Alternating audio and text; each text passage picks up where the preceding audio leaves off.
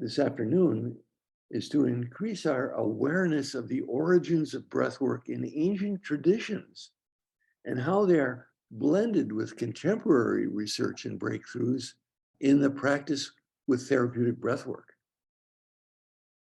Some of the best kept traditions of how to use the full power of the breath are from some of the Asian countries like China, India, Japan, and Tibet. We're going to touch into and experience some of the techniques developed in each of these countries. The role of breath in China, the maintenance of good mental and physical health was regarded as a part of spiritual development, not something separate. So in order to achieve this, a range of breathing exercises was developed.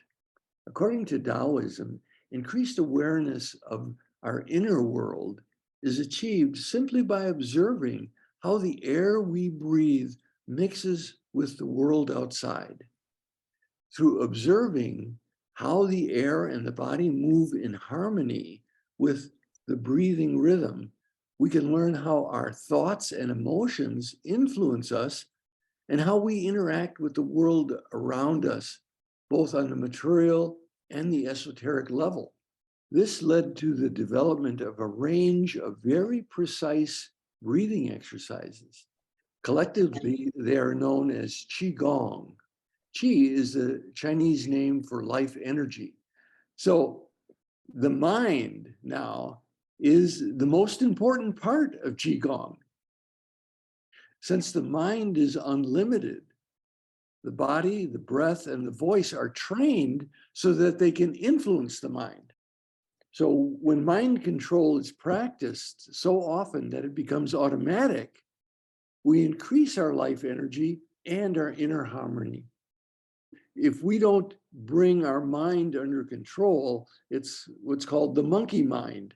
It's always jumping around and distracting us. And so the goal for Qigong is to reach great wisdom and to realize the real truth in the cosmos. That's the ideal. All right, we're going to do an exercise called the Fang Song Gong.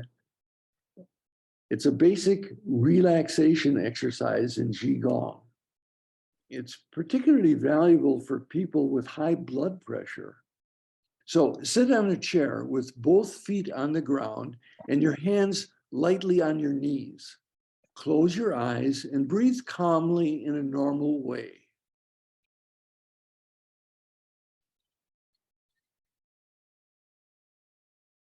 And now we're going to relax each part of our body from our head to our feet. Breathe gently into your eyes and relax your eyes.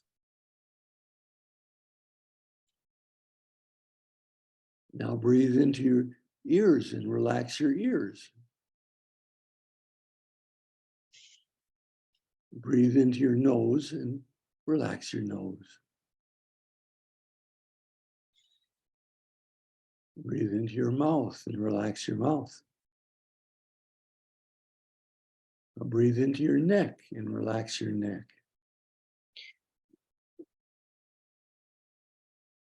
Breathe into your shoulders and relax your shoulders. Breathe into your torso and relax your torso. Breathe into your pelvis and relax your pelvis.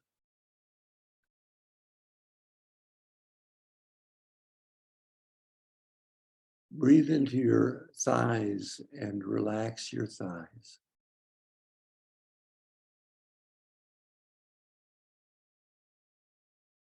Breathe into your calves and relax your calves.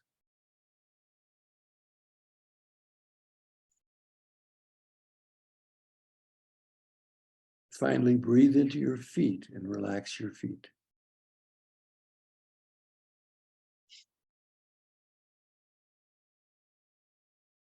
Now, there may be some parts of your body that do not relax as easily, but don't focus on them.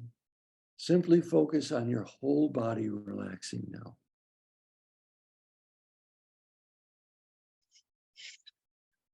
Now, when you're doing this exercise on your own, you can do this several times from head to foot, but for the purposes of our training here, we're just going to do it once. Now start to visualize the word song, either by saying it silently inside or aloud, gently each time you exhale.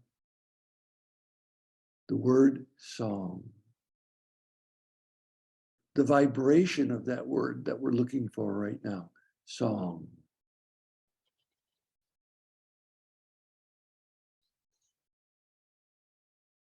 Song. Song.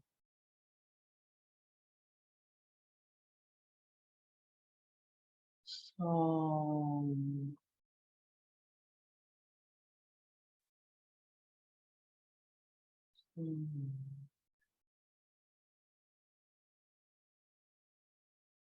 So feel how the vibration spreads throughout the body, bringing an increased sense of relaxation and well-being.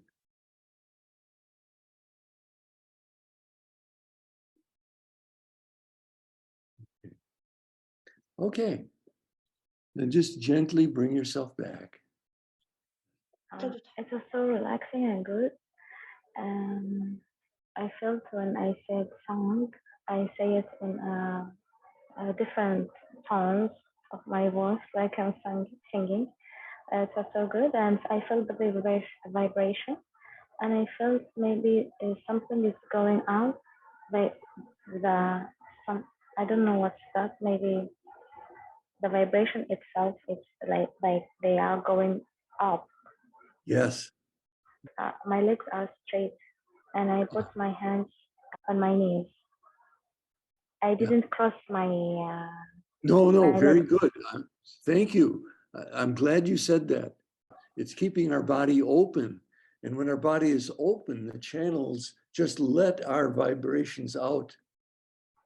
Okay, yes, because in this situation, I feel more comfortable in general in meditation because I have numbness if I did the cross setting.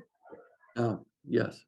No, you can practice crossing your legs, and that's all good. It's a good skill to have. But for most of us, we didn't grow up that way, sitting on the floor. Okay? Yeah. And it's perfectly fine to sit in a chair to do meditation and not have your body stressed all the time and distracted by the pain that you're trying to cross your legs. Yeah. So it's perfectly fine. Thank you for sharing that. Yeah. But in general, I felt like if I continue doing this, it's gonna be, I will wake up like I'm so happy or something like that. Thank you. So in China, breathing exercises are used and integrated into traditional medicine. The oldest records of breathing exercises for medicinal purposes are from the Shang dynasty, which was 17 to 1100 BC. The effects of breathing in Chinese medicine are divided into three categories: the effects on the body, the effects on the psyche, and the effects on the spirit. And you'll see that many of what they discovered back then are the things that we observe now when we do breath work with people. For example, quick breathing. Quick breathing speeds up the metabolism, the heartbeat, and the blood circulation. Psychologically, it provides an unstable and more easily affected state of the mind. That leads to faster emotional changes. Spiritually, it generates subjective and egocentric values and perceptions of the world. Shallow breathing, here the metabolism becomes less active and there's less integration between its various functions. On the psychological level, shallow breathing tends to produce worry, mental instability, and dissatisfaction, often leading to fear. Spiritually, perception becomes superficial with many distractions. Slow breathing, the effects of slow breathing is to slow down the metabolism, heartbeat, and blood circulation. Psychologically, it leads to calmer, more peaceful state of mind, clearer thought, and more objective understanding. It also increases our sensitivity towards others. On the spiritual level, it leads to broader perception, deeper insight, and a wider contact with universal consciousness. The Chinese, as I mentioned already, developed many different nuances in breathing, and I'm just going to name a few of them, and I won't go into each in detail, but you'll get the sense from the names for each of these different breathing techniques. There's the breathing of unselfishness, the breathing of harmony, the breathing of self-esteem. Well, just to give you an example here, I wasn't going to go into this, but I'll do one of them. The breathing of unselfishness is so still and slow that a piece of rice paper in front of the face will not move while you're breathing. It's meant to calm down all bodily activities and prepare for meditation. It's also used as a tool to recognize egocentric distortions in one's perception of the surrounding world. So again, I'm just mentioning a few things. If one has an interest, you can go and do much greater study of all of these. An excellent book from which I've taken much of this material is a book called Exhale by Gunel Manet.